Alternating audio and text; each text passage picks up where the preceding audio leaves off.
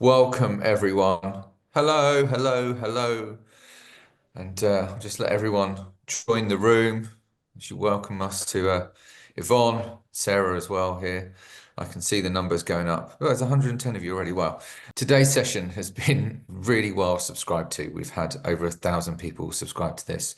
And just so everyone's clear, after the session, you'll get a video of this as well. So those who can't make it will get that. I'm Ollie. I'm really lucky. Got the best job in the world. I lead marketing at Jolly, and I get to work on some really amazing projects. I get to work with some amazing people like Yvonne and Sarah, who are on the call with me today. And we get to take what is an incredible product and program with Jolly Phonics and Jolly Learning and Jolly Literacy and all the different sort of areas of work we do and teach kids to read and write, which is an incredible skill. And we get to do that all around the world in over 150 countries. So what I love to hear in these sessions is where you're joining us from. Wow, we've got people from Egypt and Kuwait already, Spain, Lebanon. So please get in the chat, tell us where you're joining us from, because it gives us a buzz that you're taking that moment to join us today for the next hour. Today's session is focused on ESL, which is obviously why you've signed up to it. And thank you very much for joining us. It's an hour long. You'll get a recording afterwards as well that will be sent out through email. Throughout the session today, if you have any questions, use the chat. My colleague Kiriaki is there to answer any questions. If we can't answer them, we will get to them afterwards, and we will get back to you either over email or through DMs afterwards as well. So whilst I padded out that first minute of the awkwardness as everyone arrives, thank you very much for joining us. I will hand you over, now you are sitting comfortably, to Yvonne and Sarah to run this wonderful session. And I will probably see you all at the end. So thank you very much. Thank you, Ollie. And as always, it's such a delight to see you. And I'm looking at the chat box and I'm recognizing names from people who are regulars who join our webinars. So thank you very much. And I'm so delighted that we have Sara Wernham joining us today. She is the author, the co-author. And so we are in really good hands for this webinar. And Sara, would you like to say hello? I would indeed. And I'm just looking down the list thinking, oh my goodness, how many different countries are represented here today? We are quite literally, I think, round the globe. Yep. Sure. Yep. And it's absolutely lovely because we do call ourselves a Jolly family, and this really does feel like the Jolly family when you come into us with a Zoom and we can share. But more than anything, it's an opportunity for us to respond to your questions. And as Ollie said, if they're really long questions, we might leave them till the end, but quick ones that we can answer during the presentation, we will address, won't we, Sarah? We'll do our best. We always do our best.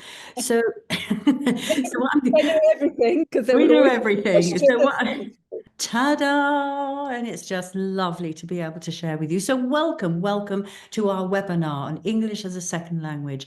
And as Sarah will say, these are challenges we are very familiar with, aren't we, Sarah? We are indeed. Never thought we would be, but originally it was designed for the children that Sue and myself taught in this little school on the east coast of England. And we are absolutely amazed at how far it has gone. But it's basically done that because it doesn't actually matter whether you're learning English as a foreign or a second or a native language, actually, or what age you are, because the elements that you need to know are the same for all of them. And this is a lovely multi-sensory, easy way of introducing the basics of English, which isn't the most regular of languages, so it takes a little bit of learning, and it has just spread because it works.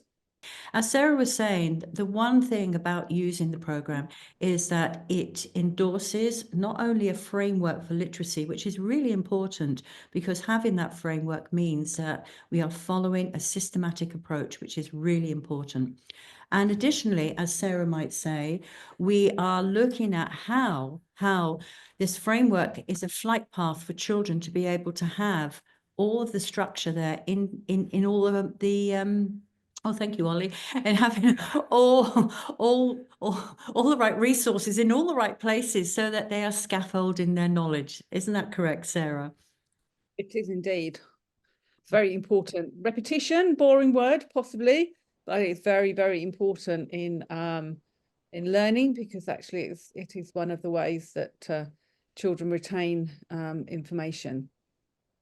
Yeah, and it's often a challenge if you're in an English as a second language environment on how to keep things fresh and pacey. And we're going to show you some really good ideas today on how we can do that using the resources.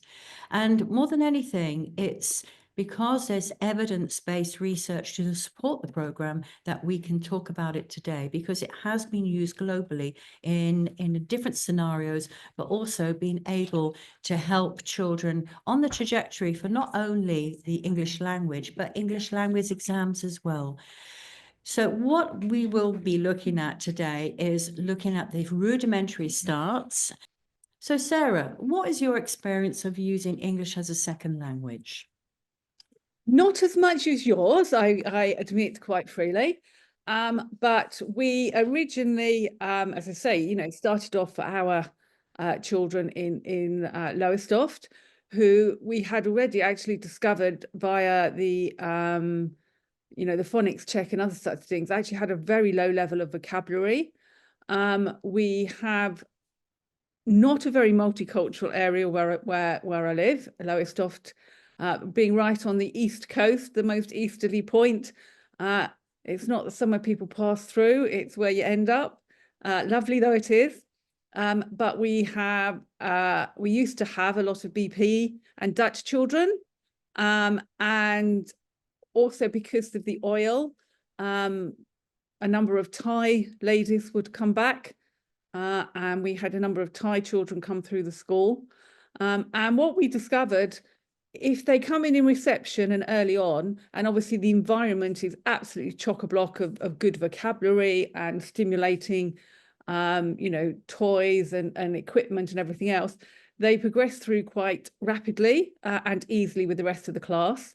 The higher up they used to come in, the more difficult it was, because obviously the classes were already, going and ready to do their work, so there wasn't the same amount of stimulation and vocabulary and stuff going on. And then there may be a few people here who know the lovely Marge, who used to teach in a school, Bradford, Leeds, and she would have up to 10, 15 different mother tongues in the classes that she taught. And the only common denominator, in fact, for some of them, it wasn't even a common denominator because they didn't speak English despite living in the UK, but they just took it that you just started at the beginning. You did lots of talking and taught the program, and the children learnt. And that's what we found, by people who've been using it all over the world, that you use the program, you work through it in the way that it's been set out. For ESL, as Yvonne will be saying in a bit, is putting in that vocabulary and comprehension. But as I say, never assume anything when you're teaching. And, what we found was that our children, who are supposedly, English native speakers from English speaking homes, their level of vocabulary and comprehension was dreadful when we tested it, because that wasn't the background of the children that were coming into the school. It wasn't an affluent area. It wasn't an area where people had a lot of books. Some families, the only printed material they might have was the Sun newspaper, which is not a very intellectual English newspaper. So, we were starting off at the bottom line, even though the children were English. But these days, we have an awful lot more experience and understanding of different settings, hundreds and thousands of different settings, timescales, number of children in the class, and what we are told and what we see is it can be adapted and work to all of them. Yeah. And we are still having challenges with the presentation being put up, but we can still go forward in how the program is set up primarily as a literacy delivery. But more than anything, we can go right down to the early years where we can start bringing in environmental sounds, the beginnings of phonics, the incidental phonics, and also looking at initial sounds where children are having that awareness of how the grapheme, meaning the letter shape and also the letter sound, go together. And when we think about this, Sarah, this is the beginnings. Even if they're not speaking English in their home or mother tongue, they might well be coming from a different symbolic language, a different type of code. So it all starts for us with using something like the bumper book, so that children are using a multisensory approach so that they can use their language and additionally be able to present their knowledge in a multicultural way, a multi-sensory way, a multi-curriculum way. So which one am I using now? Yeah, everyone should be able to see that now. You can see, so you can see can you see this? Sarah, can you see the slides now? I can, yes. Oh, there we go. Look at that. Effortlessly, we move on effortlessly. So as Sarah said, the Jolly Phonics is a fast-paced program, but in that fast pace, children are always building up their knowledge from the very first letter sounds that they've done as they escalate forward. And it is almost effortless because they are using a multisensory and a kinesthetic approach. And Sarah, when you were developing the program, did it cross your mind how helpful this would be for children who needed to acquire language using lots of different skills? Well, originally the ladies in the primary department of Woodsloke noticed that there were children who weren't learning to read. So being the sort of ladies that they were, they decided that they would find out why. So what they realized was that the children didn't know the sounds. So they decided that they would teach the sounds first and separately so that the children really did know them before you started doing anything else. And then, of course, when you're a teacher, particularly a primary school teacher, you end up being a bit silly. So like with the because I had a nice dinner, rubbing your tummy and all this sort of thing. And then, Sue realized that the more she did that, the more the children were remembering the sounds much easier. So then we started putting the actions to all the sounds. And then, of course, with the worksheet, so there was a picture. So that was a visual prompt as well. So it sort of grew because we noticed that the children learned better when we did that sort of thing. And there is now actually research which supports that approach. Yeah, and if we look at the slide here, we can see under the umbrella of Jolly Learning that we are providing on both sides with Jolly English and also with Jolly Phonics, that structure, that foundational structure, which helps children build up the knowledge that they need with the letter sounds and the letter shapes, but more than anything, in a memorable way so that they are it's been embedded. And we're not creating that cognitive overload, which happens a lot at the moment when we are bringing so much to the lesson that the children are not getting the core of what they need. And this is really, really important for children who are learning English as a second language, that we have a structure, that we have a trajectory or a flight path where we know where the skills are coming in and also we can monitor and evaluate. It's hugely, hugely important that these plans are there for you, the teacher, and that's why we have the pupils book to help you work out exactly what you need in your lesson plans. And we're going to talk a little bit more about that as we move on. And if you see on the other side of the umbrella, wow, look at that. We have Jolly Literacy. We have the Grammar and Speller program. We have everything. We have writing skills. And it's a really, really exciting time for us because this new launch of our products means that we are delivering all the corners that are needed for a solid literacy program. And it also is touching all the elements that are required with comprehension, listening, writing, and grammar structures. And I'm sure, Sarah, that this has always been on your mind to develop this product, and you finally did, and it's absolutely amazing. Taken a long time to get there. Yeah. But what we do know from the previous program is how well it works with English as a second language. And for that reason, it is endorsed by the Department of Education as a framework for learning. And this is quite a rigorous investigation into a program to get this.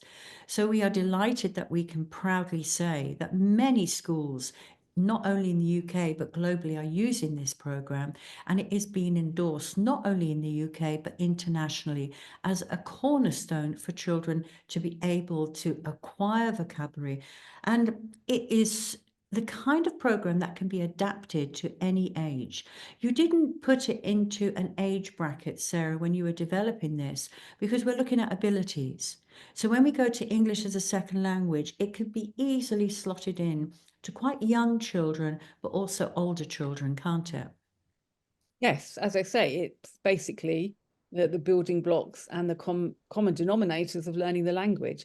And, you know, I always say in my trainings, it doesn't matter whether you're 8 or 80, you still need to learn the sounds, you still need to learn to blend, you still need to be able to hear the sounds in order to write. The skills are the same, whatever your age.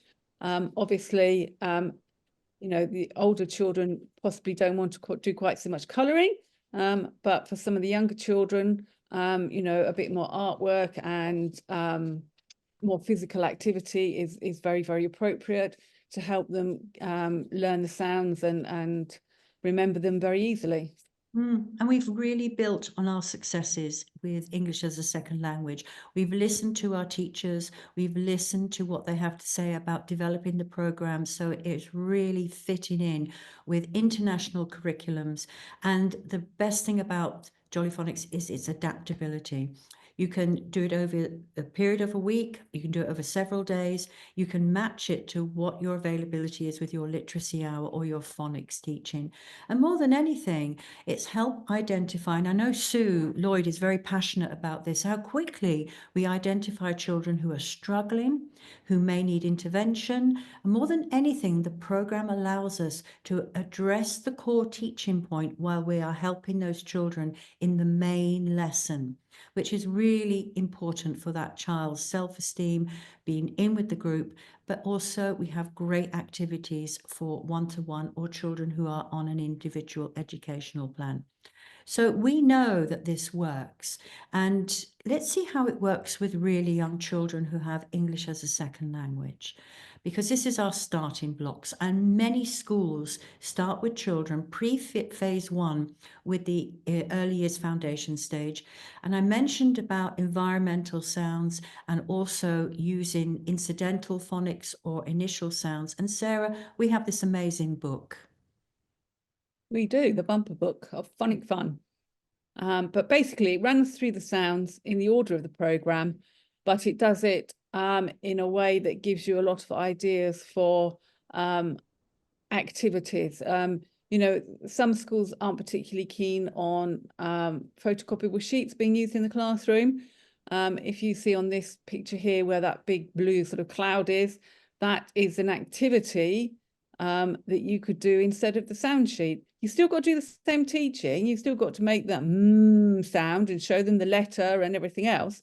But whether you choose to do a sheet for colouring, whether you choose to make a plate of food, you know, it's age appropriate and for the children in your class, or a bit of mix and match and both.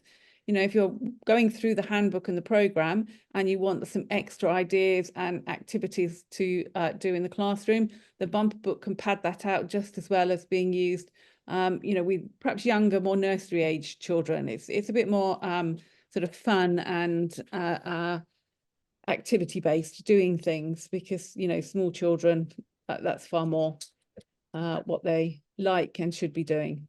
Yeah, because apart from developing that wonderful foundation of language, we are engaging all the senses. We are getting them ready for their fine motor skills. And also there's not that cognitive overload where we're trying to give them too much with language. But the most important thing is they're making that connection before they move on to phase 1, which is where we introduce Jolly Phonics.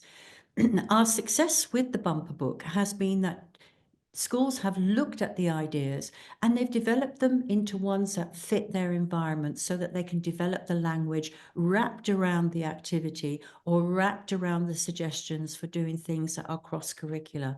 So this is an excellent foundation for children to be tuned to the English language in a wonderful, passive way, but also reusing the recycling. That's the word I'm looking for. Recycling the sounds that they've done before. It's progressive, and also what great fun if you're a little child learning English that you have all these activities and you bring them home and you tell your parents that this is a and we did p today and we did s today.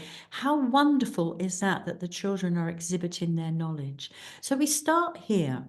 And again, it's not overly taxing some of the ideas in here. You can go do as much or as little as you want with the bumper book, but it's a great start. And I think what we know is that children tuning in their ear to the incidental sounds or hearing the initial sounds really propels them onto the next stage. There's And also a suggested list of books or books that will fit with the different sounds. So again, you know, lots of reading and talking and vocabulary and the cadences of the language come through that. But you don't have to go out and find your own. You can have a look at our list and use some of those, done for you. yeah, and if you look at the bumper book, you will appreciate how much thought has gone into this to actually execute it into a beautiful book that is full of inspiration. More than anything, it is the program in another format. So it's an exciting way to get started. But what I would say is if you're going to use the bumper book, if you're going to use Jolly English, which we are going to talk about now, it is hugely beneficial to know the program, to have done some phonics training, so you at least have that background knowledge so that you can pass it on in the simplistic way working with young children. It's a great thing to have a beginning and an end and know how the program goes together, and then you can dilute it to what fits the ages and stages within your class. And that brings me on to Jolly English, one of my favorite resources. And it has been designed especially for English as a second language. And it follows the program, doesn't it, Sarah? It does indeed, but at a sort of simpler level and with a lot more vocabulary linked to it as well. Yeah. And I think what is evident with Jolly English is that it is aimed at young learners, amplified activities, and you can move effortlessly with either working with the initial sounds. Or as I used it, I amplified it out so that I was doing the math concept, I was doing social and emotional learning. It is a complete curriculum if you wish to use it as a complete curriculum or as just your phonic resource. And what you see is we are a scaffold in children's knowledge by building the vocabulary, the transition songs, we have the flashcards, but also the activities are, again, that learning spiral where children are moving on using themes, using activities, a practice book, the teachers are giving them stories. So you can see that this is a lot of familiar activities that lead us into Jolly Phonics. And here we have the planning page, Sarah. We do indeed, because it's beautifully set out and gives you the lessons, so in order, the objectives, the target language. You know, it's all beautifully set out there so that you can see at a glance what the you know, what the core of the lesson is and what you should be emphasizing, what there's little rhymes and areas for revision and all sorts of other bits and pieces. But it makes it very clear. And I think having taught this age and used this resource in a classroom, the at a glance teacher's guide really does help for planning. But more than anything, you will notice that the children are building up their vocabulary. And this is one of the key things of English as a second language is how do I build in vocabulary? And here you can see it is embedded in the activities that the children are doing. But also we are using that multi-sensory approach where they're using songs, they're using actions, and they're using prompts to help them learn the initial sounds, but also vocabulary in a progressive way. It comes in 2 levels and it covers the 42 sounds and it gets progressively more advanced as we go along. And certainly, although it can be a one-year program, I would certainly say the 2 levels could be spread easily over 2 years. But if you're looking at this slide, you will notice exactly how the transitions work and also the progress. And this slide here gives you just a few examples of some of the pages.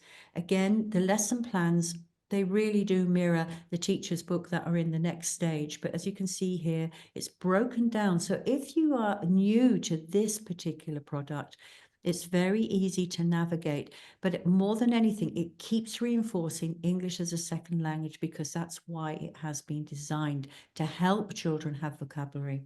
One of the things we are aware of is that when children start Jolly Phonics, they may not have a wealth of vocabulary. It might be the first time they go to school. So this really does build the foundation. More than anything, Sarah, it's really a lot of fun, isn't it, for the children? It is. There's rhymes, so little colouring things, picture stickers. So yeah, just to really enjoy and work with the children, and say, you know, the main thrust is to build vocabulary, because Yeah. actually, in order to blend words, you have to have that word in your vocabulary to understand and comprehend it. Yeah. And most English programs are working on children just learning vocabulary for the unit, and then it's thrown away. What we are doing is recycling vocabulary, but what we are putting in is the infrastructure so children can aim to get to free writing once they get to the Jolly Phonics stage after book 3 or during book 3. We're really pushing that. But as you can see on this slide, it's circled vocabulary. Can you see that at the bottom there, that little circle? So we have key pages for vocabulary building, and we have a lesson focus and icons, and it does connect with other areas of the curriculum. Now, you just think you're going to sit here and not join in. I really want you to join in right now, because have a look at this page and you can see we've got snake, we've got bee, we've got inky, and they're waking up and they're going to bed. But how else could we use this page? How else would we use this activity? Now, you're all wonderful teachers. You're absolutely excellent. So I know that the chat box is going to be bursting with ideas on how we could use this activity and extend it out. It's a great idea. Oh, wow. Look, we've got some here. Look, we've got activities coming in. We've got ideas. Tell me, how else would you use these illustrations that we have? Spot the difference, day and night, discuss the colors. Oh, wow, come on, yes, day and night, teach prepositions. Brilliant. Come on, theme-based. Yes, we could be looking at topic. How many letter sounds? Look at colors, comparison. The sound, colors. Discuss numbers. This is amazing. And this just shows how wonderful you are as teachers, that you're coming up with all these ideas. You're looking at this, and besides the core objective of the activity, you are bursting with ideas on how it can be used, because children need to have these. Look, shapes and animals. Wow, I'm dead impressed. And I've only put a few on here. I've got, observation, language, you have stickers, you can have songs, focus sounds, likes and dislikes, and extension activities. But more than anything, Sarah, it's about discussing what we see as well, talking about what we see and what we hear. Yeah, I think for all young children, but especially ESL, that constant talking and stories, talking about it, everything you do, emphasizing all those words, so important. And of course, one of the things that this immediately shouts out to me is routines, and children love their routines. They have a routine where they, use Simon Says, brush your teeth, wash your hair, do things like that, clean your face. You can think about all the things you could put in here, but just like the bumper book, we encourage teachers to extend it, because we want children to use language. We want it to be meaningful and also bring it home. And you can see here we have some activities that children have done, extending this activity so that it becomes routine, something they can bring home and demonstrate and utilize their language in the home environment. Even if parents don't really have a high level of English, it's great that children can go home and identify and talk about what they are doing. And this is very empowering when we have early learners doing English as a second language. It becomes very meaningful, but also extremely encouraging. And I think, Sarah, you'd agree that extending not every activity page, but some of them could be a great process for children. Yes, once you've taught something, you don't want to just move on and leave it behind. Obviously, you need to revise and, go over it again and again. As I say, repetition is what, makes children remember things, quite honestly. Of course. And I think more than anything with the language structures, it's how you interact with the children and ask questions. What can you see? What can you hear? And also their peer learning from each other. That's totally empowering if you're sitting on your little table with your group and somebody gives a new word and you can identify that. And that peer learning crosses many areas of ESL learning as well. And it brings us up to Jolly Phonics, which I'm going to let Sarah talk to you about this because she's the expert. Well, Jolly Phonics is the original. It is where we started. It was, as I say, developed in the little school in Lowestoft. And Sue really was the lead, but there were other people involved. And over the years, it has grown and it has exported itself all the way across the world with people doing VSO, with teachers coming and meeting other teachers coming to the UK and taking it back. Apologies to Ollie, but up until now, we've never really had a marketing team. It has spread due to its success, quite honestly. And basically, as I say, they decided that the thing that was missing for children who weren't learning to read properly was knowing the sounds, knowing them quickly. As soon as they saw that sound or that letter, they had to say the sound.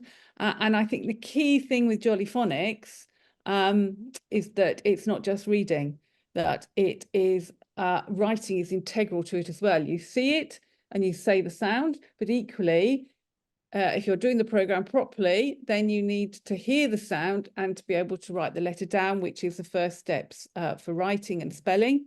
We introduced a number of tricky words, which are words that aren't necessarily regular at that moment in time for the children from what they've been taught. And of course, as soon as they're learning their letter sounds and the letters themselves, we are asking them to write them down, as long as they're old enough, with good pencil hold and correct formation, because it's very easy to get that right at the beginning, and it's really difficult, says she, who's spent many hours trying to correct it, once children get a little bit older and the bad habits and the bad pencil holds and the bad formation get ingrained. And there was one just question that I noticed about Jolly English, just to quickly answer that. It is, I'd say, children who are under 5 or 6, because the activities are really geared up for younger learners. And as you can see on this slide, we have the 5 key skills, and these are to a lesser or greater degree in every activity. And the most important thing for children who have English as a second language is making connections, not only with the sound, but also the letter shape. And they progress with simple CVC words and then move on to more complicated words. But the whole point of the program is that they are learning what is right and what is wrong when they get to free writing. They have that infrastructure in place, knowing the correct spelling choices, which is hugely important if you're doing English exams in any subject. So we look at the program as a way to get children ready to be able to take on English in any subject that they are doing further on the school, not just the literacy hour, but English with science and English with geography, English with history. They will have all that infrastructure in place to be able to cope with the larger curriculum as they move further up the school. And that's quite important to know, isn't it, Sarah? It is very important. We start off by teaching one way of representing each of the basic 42 letter sounds in the English language.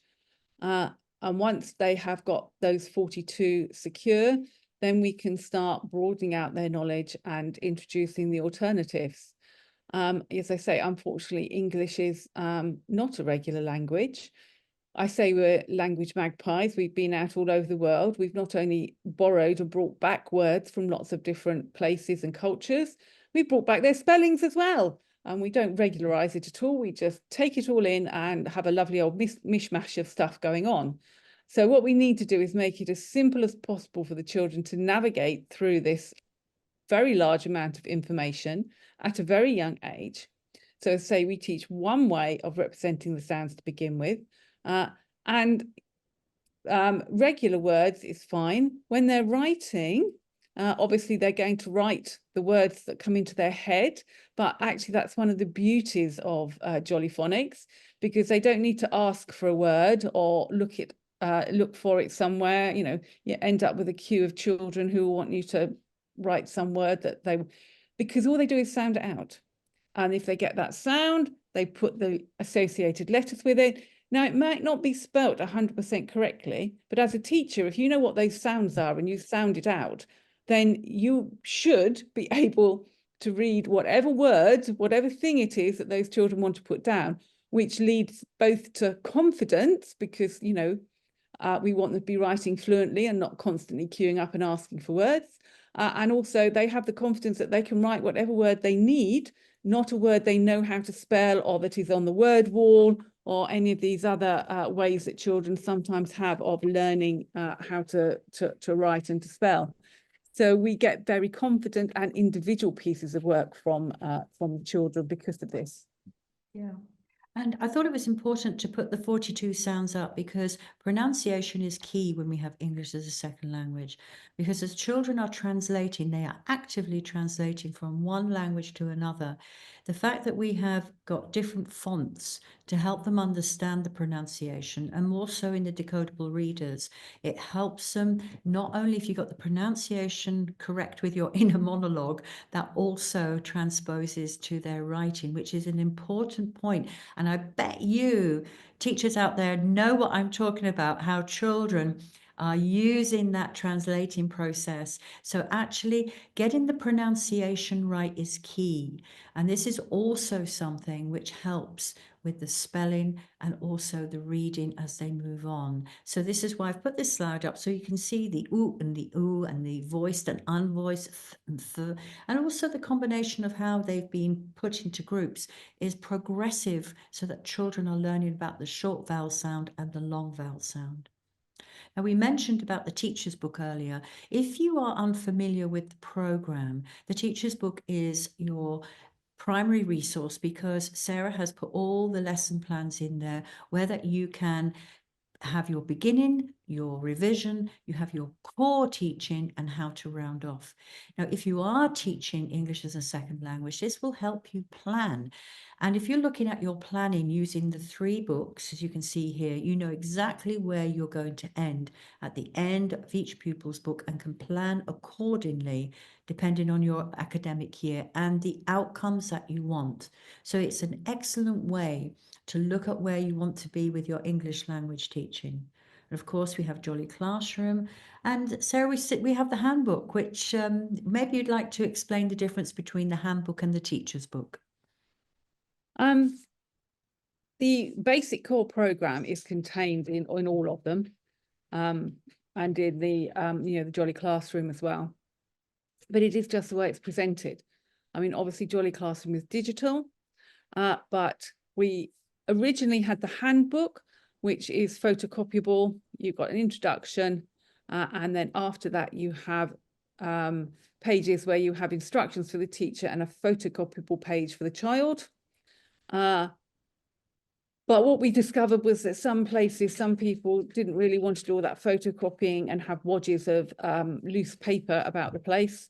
So they asked if we could have pupil books. So basically the pupil books are the student sheets from the handbook that have been bound up and put into the pupil books 1, 2, and 3.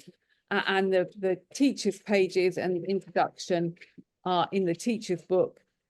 So the teacher has the book which they can teach from. It's got all the information you need, very detailed, takes you through the lessons, the lesson structure, gives some extension activities and all sorts of things.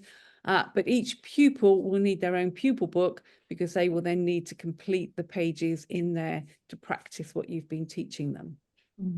And also, from the point of view of learning language, the pupils' books are a great way for you to do your evaluation and assessment of a child.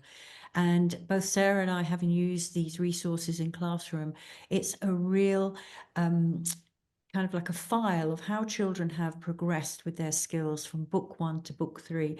And it's amazing when you can chart that progress and you can actually map out when they had that wow moment, because they do get that wow moment, don't they, Sarah?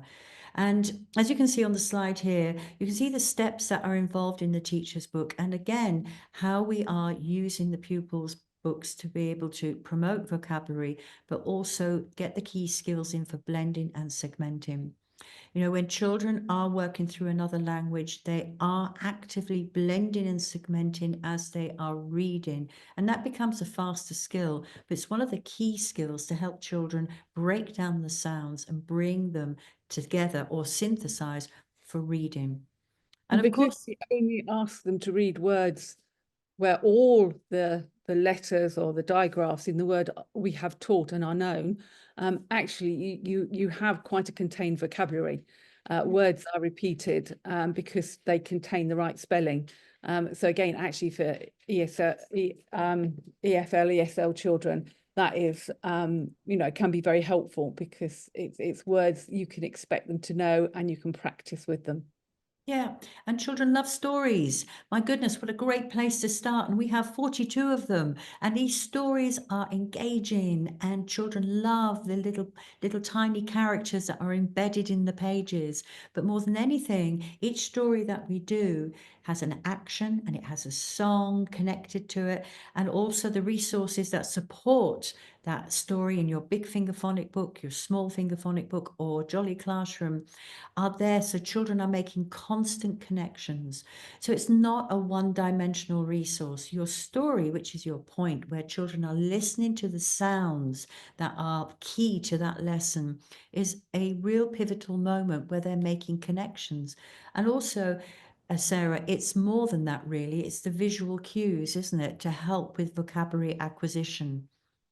Yes, if you look at the pictures, the big pictures in the books and things, there's always a plethora, lots and lots of words that not only have the sound at the beginning, because you need to be able to hear it wherever it is in a word, not just in that initial spot. So, you know, for the sound, we'll have things like grass, where the s is on the end, as well as stick, where it's at the beginning. So we will try and make sure that there's plenty of pictures and vocabulary in the page which contains that sound somewhere. Yeah. And also the small finger phonic books is one thing that I used to have in my classroom, because having had the story, and we now have Jolly Classroom, which is big screen story, which is great. But having the story, then children, when they were in the book corner looking at the finger phonic books, were making an even bigger connection with what we had done sitting on the carpet and having that story time. They could investigate, they could revisit. I could hear them actually saying some of the words that they'd learned from the story. So the connection process goes on with the big books, the small books, and also with Jolly Classroom. And if you think about how we learn anything, ride a bike or drive, there's a process. And this is part of the journey that we have in each lesson, that children are doing a process. So we can use the story. So how do we use the story? So I'm going to shout out to all of you out there to answer questions or put ideas in the chat box about how would you use this story. We've got a fabulous big snake right in the middle of our illustration. And what colors are he? You know, what about Sam? What questions would you ask children? So I'm looking at the chat box. You imagine you are showing this page to the children. Now, remember, they got very little English skills. What would you say? Discuss the characters, identify the sounds. Brilliant. And we could be using a lot of language here. And it depending on the level of the children, how we'd modify or extend the language we were using. Is this a snake? Actions. Brilliant. Look at this. Wow. Snake slither, emotional words. How old is Sam? But remember, if we're working with very young children who has English as a second language, what would you focus on? Now think about that. What will happen next? So we are thinking about how we could use this. And Sarah, the key thing here is about modifying what we ask children to engage with their vocabulary to suit their levels and also their vocabulary bandwidth. Yeah, for English children, I might, do a lot of talking and point out a lot of things. For children who command of English either isn't particularly good, particularly high, then I would pick out and concentrate on a few key words and important things that I know are going to come up again. So the snake, because obviously he's making the sound. You've got a spider down there. So yeah, I would pick out words that I know are going to be important within the program. Nest. And again, because you've got the pictures, you can point to them, you can say the word, you can get the children to say the word and reinforce that comprehension.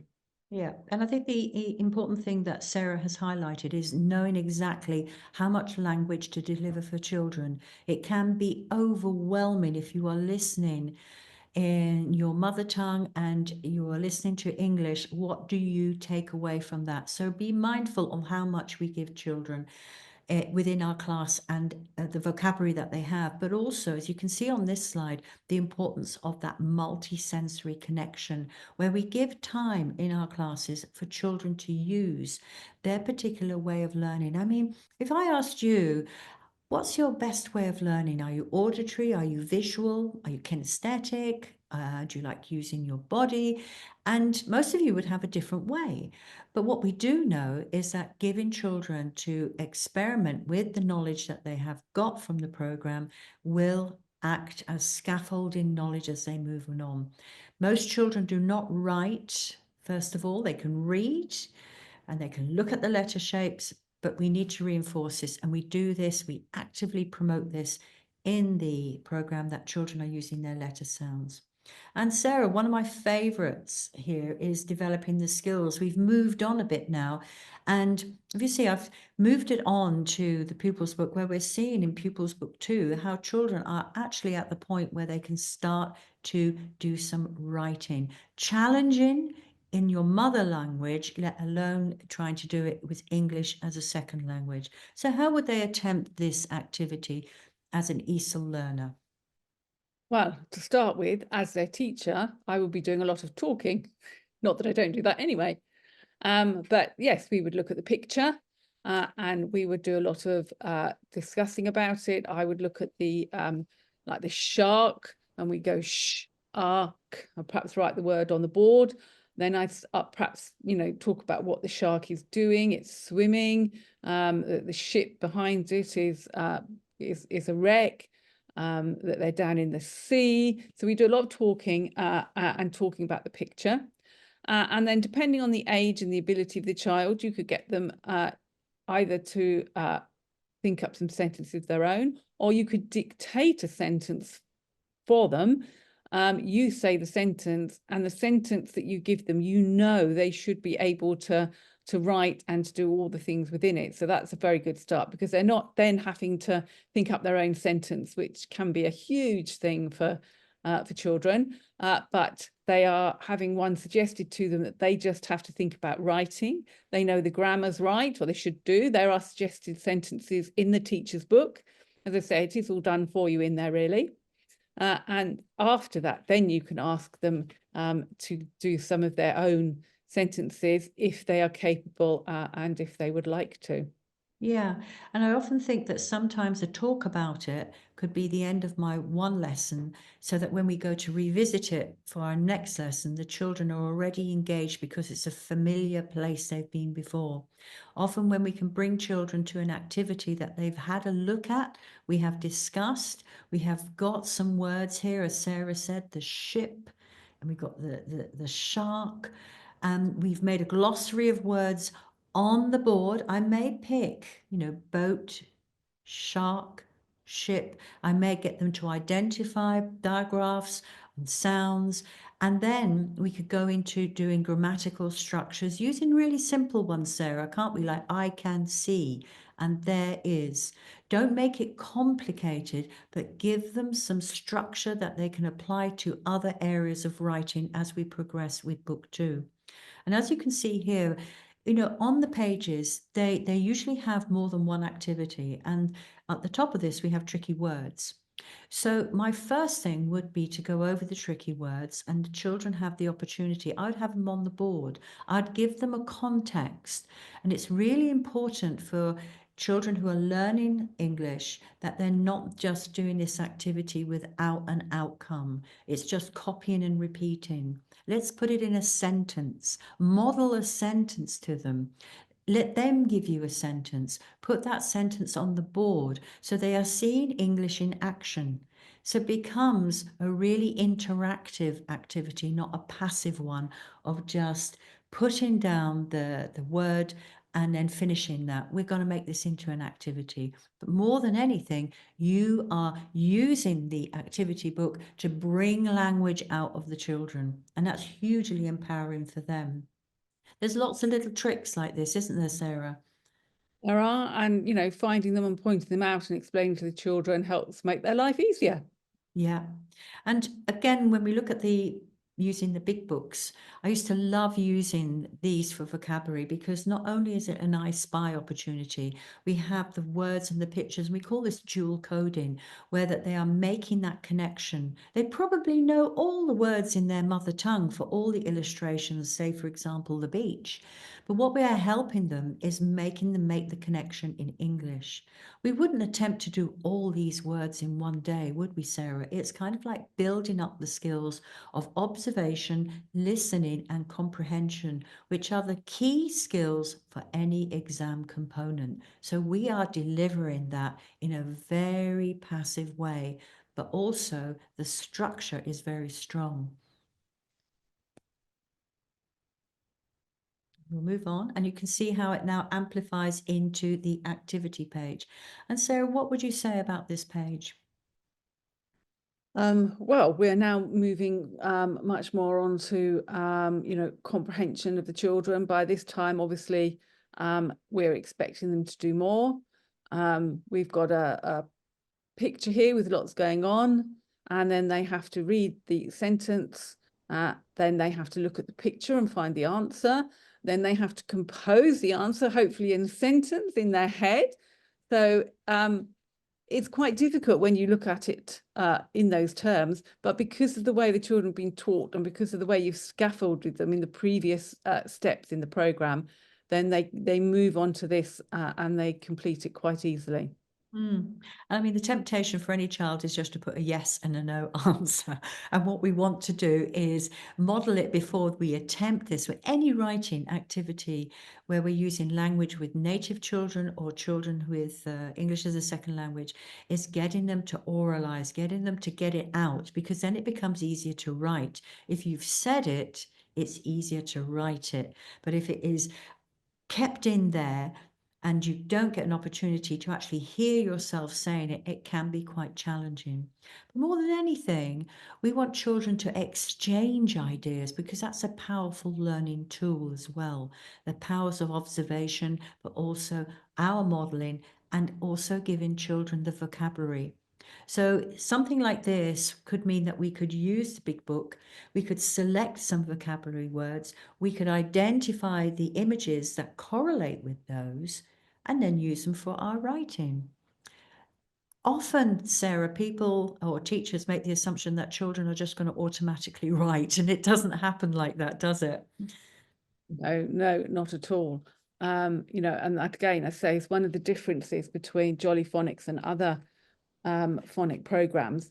They other programs concentrate very, very much on the reading side of it, but not so much on the writing. And we have always considered reading and writing, you know, they're two sides of the same coin, and you need to teach them together and develop them together. Reading tends to come more easily because obviously you have clues in terms of words on the page and letters in those words. When you come to writing, of course, you tend to have a blank piece of paper, which is always more difficult. But within the books, there are lots of opportunities where children can get to write and practice and scaffold what they need to do in order to write. So, And we use that word a lot, really, don't we? Scaffolding, because that's the entire basis of the program, that we are building on knowledge. And if we look at these pages, you can see how we really get children to a very high standard by book 3. But also, Sarah, we're reversing skills, aren't we? We're getting them to draw and talk about it, which is a very powerful tool. yes, you know, obviously to begin with, they might not have the vocabulary in order to describe a word using other words, but they can quite easily draw a picture of a goat. You know, so it's making it so that it's accessible, and the children are able to do it and to learn and to demonstrate what they've learned. And these are great ideas, because even when you look at the words and sentences here, which we have a comprehension activity with answering, which is very, very typical of a lot of English resources, what we can do, and I used to do, is do that story and get the children to storyboard it. So they had their visual cues so that they could do the writing. And as you see on the 3rd page there with words and sentences, having a visual cue is a great way for children to remember what they're going to write about. So as you can see, we are using a lot of different strategies to support children with their English acquisition. And more than anything, it's the layering of the structures, learning about the rules, but at a pace that children can cope with. And that, more than anything, is significant, that they're in a safe zone all the time, that we are not getting them to do something that they are not ready for. And also they are not doing something they haven't previously learned. So you can imagine that security means that children are always able to go back to the original starting point and move on securely. Is Jolly Classroom the same? Yes, we have 3 steps in Jolly Classroom. And the one great thing about that is that we all have digital components that are required within our literacy programs. And what we have done is address that by giving you Jolly Classroom so that you can actually practice. And I'm going to show you a clip now of, this is nursery, and we'll see if we can get it to work. No, it's not going to work. But as you can see here with this, very young children are starting with Jolly Classroom. Now, what our experience has shown us is that children are very engaged with the initial letter sounds and also onboarding with Jolly Classroom. But Sarah, we wouldn't say that we would open up all the steps to very young children who are perhaps doing the bumper book. No, again, like all the products, like everything, it's a tool for the teacher to use to help them teach. You know, you can't sit them in front of a screen and just press the button and think they're going to learn. You as a teacher have to teach that page, whether it's on a piece of paper or whether it's on the digital whiteboard.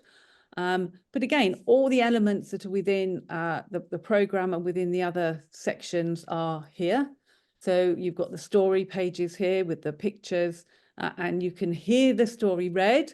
So if your English perhaps isn't as good as you might like it to be, or if you want to hear the correct pronunciation and things, it's all there on the Jolly Classroom.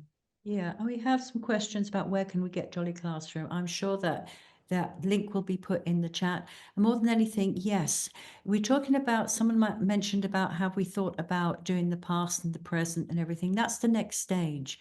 We don't want to overwhelm children using the verb tenses. Once we get into Jolly Literacy, we then move on with their skills where they are ready for things like verb, the present continuous, the present simple, the past simple. So these are concepts when we have got the foundation in place. And that's the next step we have within Jolly Classroom or using Jolly Literacy. I think there's also a danger of rushing. We are talking about getting the foundation skills in place. And as you'll see on the slides here, with Jolly Classroom, we have the same structure, but we also have interactive tools. And I love this slide because it's exemplifying exactly what Sarah said earlier on about how we can match up the key words with the sound that we're teaching. And look at that, we've used the tools so that we can go and identify the images. There's lots of ways that we can use this, but you know what? We're going to be doing webinars. So doing our webinars, I can take you through all the in-depth parts on how to use Jolly Classroom to have a most wonderful digital phonics experience to share with your children in the classroom. And we're starting those pretty soon. So watch out for the social media giving you the dates and the times. But as Sarah said earlier, it's those little things that children get keyed into, all those tiny, tiny little animals and what they can see. But more than anything, also on Jolly Classroom, you have the teaching notes.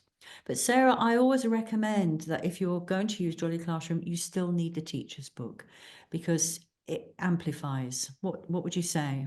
Yeah, lots of information in the teacher's book. The program is the same, so you're following the same pattern, and also you can get teacher's notes on the Jolly Classroom, but I find it so much easier to have a copy in front of me that I can sit and read and digest and take in and understand.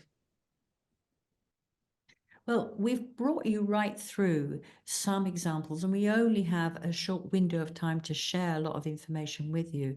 But what we will be doing with our regular webinars is expanding on these points. Today's webinar was more about introducing you to the concept that it can be used to support English as a second language. And as you can see with some of the activities we've shown you, the transition from just learning a letter sound to actually reading, writing, and then on to free writing is done within these 3 pupils' books. It's an amazing journey for children, but more than anything, it shows the abilities that are there with the structured way the program works. And we are absolutely delighted that we have the next stage, which is Jolly Literacy. And Sarah, I really have to hand this over to you because this is something that you have been working on and it is absolutely amazing. Yes, I mean, the whole point of teaching children to read and write and teaching them the grammar is so that they can use it. So what we've always wished to do is give them the opportunity to use it. But again, in the same way as we say we don't want to ask them to read or do things that they haven't done before, then this program taken as an entirety builds up and holistically, so that what you're learning in your spelling, in the sound side of things, what you're doing in the grammar and the comprehension side of things can be reflected in the writing, so that it all goes together to build this lovely, secure platform for the children to understand and use what you've been teaching them, and also allow them the ability, to fly in their own way. And I think this will probably lead us into an opportunity to have a webinar on exactly how to use these wonderful resources to their fullest capacity. And also, as you can see here, how we can orientate you and help you if you are familiar with the old Grammar 1 and now it's Literacy 1, how to use these resources as a complete package to help children explore all their literacy development. And more than anything, you will see how the transition works so well. Often teachers are a bit worried about taking on Jolly Literacy because they think it's a big concept and it's too much for the children. But in fact, as you have seen, children have that infrastructure in place, they have language skills in place, and more than anything, they are using it in a really systematic way. And that's the word, systematic. So when we do the transition to Jolly Literacy, it's generally a very smooth one, isn't it, Sarah? Yeah, should be, because they should all just flow into each other. Yeah, and we would be failing if we didn't say you've got to look at the decodables and the lovely range that we have to also support bringing everything together and children being able to use all of the skills they've got from the program in a really proactive way. And as you can see on the slide here, someone asked about verbs earlier on and learning about the tenses. Look how we present this, and they are all with actions. And the children love the fact that they're talking about the past or the present or the future. And we're talking about, pronouns and adverbs and conjunctions and all of the multisensory infrastructure we've put in. We carry on so that children can make sense of what they're learning. And I love the clarity in these activities so children are organizing their thought. And it's a logical progression, isn't it, Sarah? It is indeed. I just want to say one thing, having one eye on the chat. These pages on the board at the moment and the previous ones are actually from the updated grammar pupil books. Yeah. They've been updated. They've got a more modern feel and illustrations to them, but they're still called grammar. They come under the Jolly Literacy umbrella, but they are still the grammar pupil books. The reading comprehension and writing skills is a second strand that we have running alongside, which is being published this year.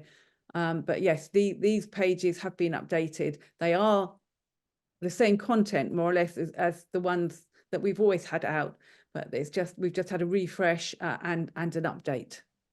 So if you do have the grammar books, you can still use them. Yes. But Yes. we have got these components that can be added. There were 1 or 2 questions for that. That's why I.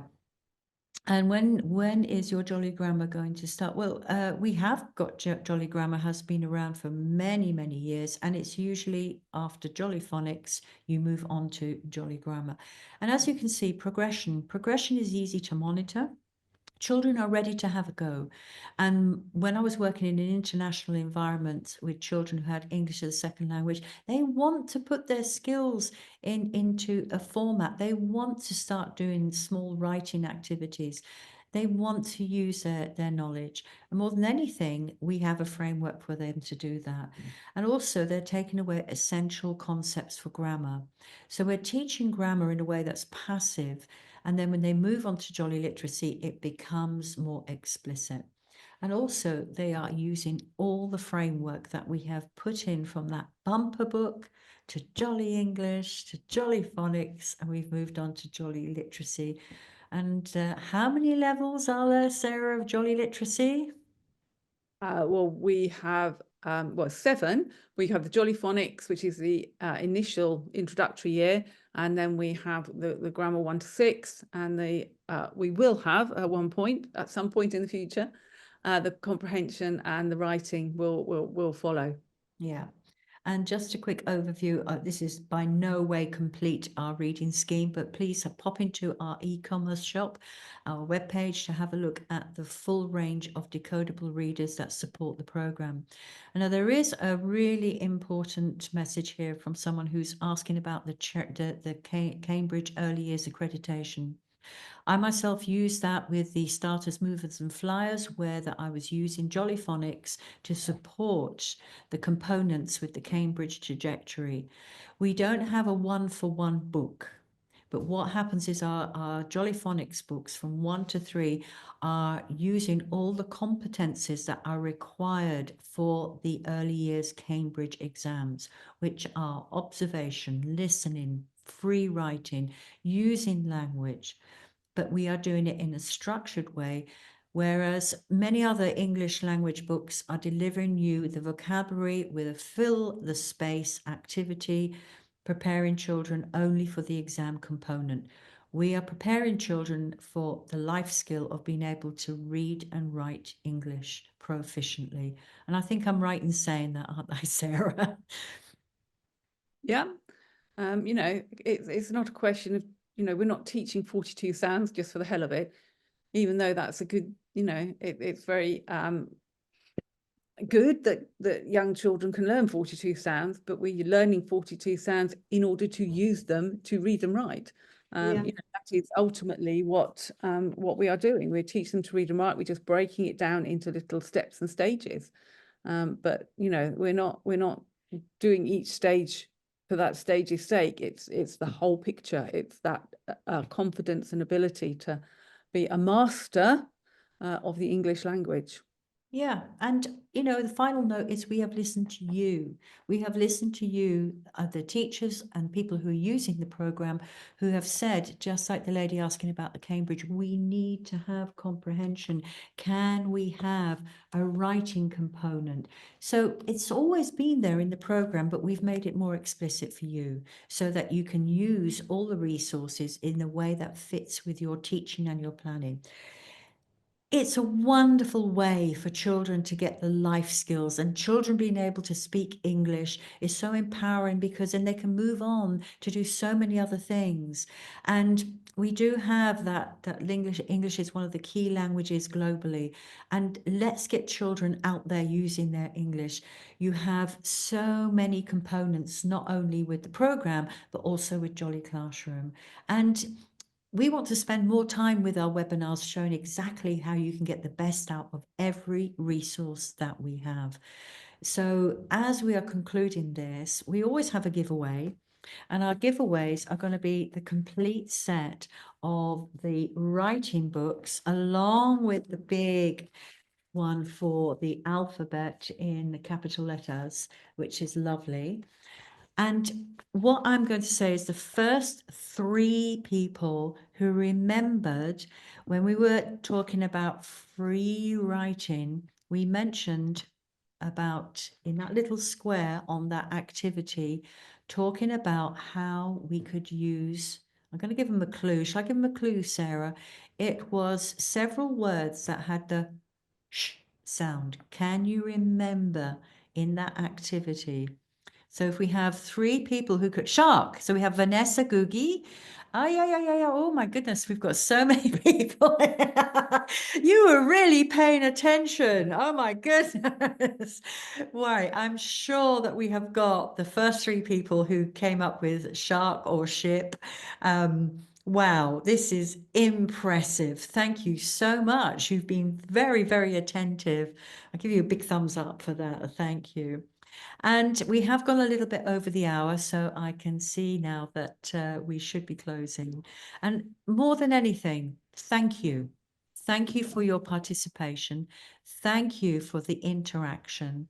And thank you for using our program, because it's only you using the program that we can be guided what you want to hear about in the next webinar, and also what we can do to support any areas of learning that you are having in your classroom. So thank you. And Sarah, thank you so much for giving up your time to join us today, because I know you're incredibly busy.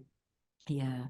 And as always, it's lovely to have Sarah to be able to give us the point of view from where the program started and its progression. So I hope you have enjoyed being with us. It's been an absolute pleasure. And despite the technical hitches, we've had a fabulous webinar. So I'll say goodbye for now and look forward to seeing you at the end of March. And we'll be letting you know. You've got to keep an eye on the social media, and we'll let you know what the content will be. So it's bye from me, Sarah. And it's goodbye from me. Okay, well, thank you. And we look forward to seeing you soon. Bye for now.